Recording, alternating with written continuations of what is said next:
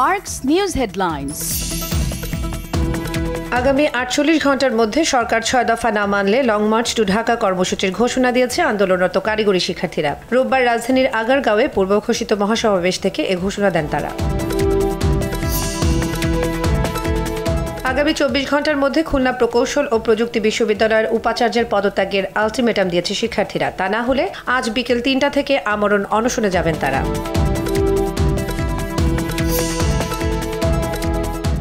বেসরকারি বিশ্ববিদ্যালয়ের প্রাইম এশিয়ার ক্যাম্পাসে বিবাদের জেরে ছুরিকাঘাতে এক শিক্ষার্থী নিহতের ঘটনায় ৮ জনকে আসামি করে মামলা হয়েছে। নিহত জাহিদুলের ভাই হুমায়ুন কবির বাদী হয়ে মামলাটি করেছেন।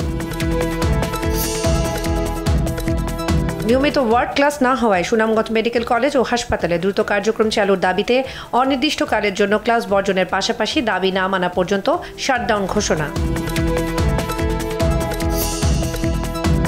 কাতারের আমিরের আমন্ত্রণে ৪ দিনের সফরে আজ দোহায় যাচ্ছেন প্রধান উপদেষ্টা ডক্টর মোহাম্মদ ইউনূস। দোহায় অনুষ্ঠিত আর্থনাথ সামিটে যোগ দেওয়ার পাশাপাশি কাতারের আমিরের সঙ্গেও বৈঠক হওয়ার সম্ভাবনা রয়েছে।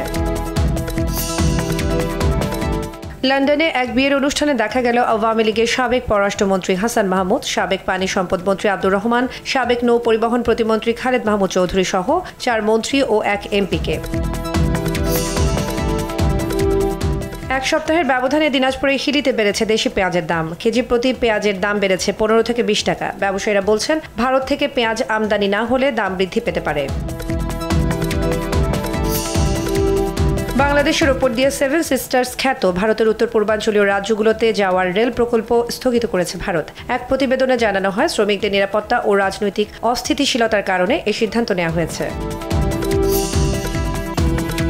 ফিলিস্তিনের অবরুদ্ধ গাজা উপত্যকায় দখলদার ইসরায়েলি হামলায় একদিনে নিহত হয়েছে আরও ৩৩ ফিলিস্তিনি। এদিকে লেবাননেও হামলা চালিয়েছে ইসরায়েলি বাহিনী। এতে নিহত হয়েছেন ২ জন। জিম্বাবুয়ের বিপক্ষে প্রথম টেস্টের দ্বিতীয় দিনের খেলায় লড়ছে বাংলাদেশ। ব্যাটিং ব্যর্থতায় সিলেট টেস্টের প্রথম দিনটি ছিল অতিথিদের। খড়ের মাঠে দুর্বল জিম্বাবুয়ের বিপক্ষে মুশফিক মিরাজ সহ ৫ ব্যাটারি ফিরেছেন ২ অঙ্কের রান না করেই।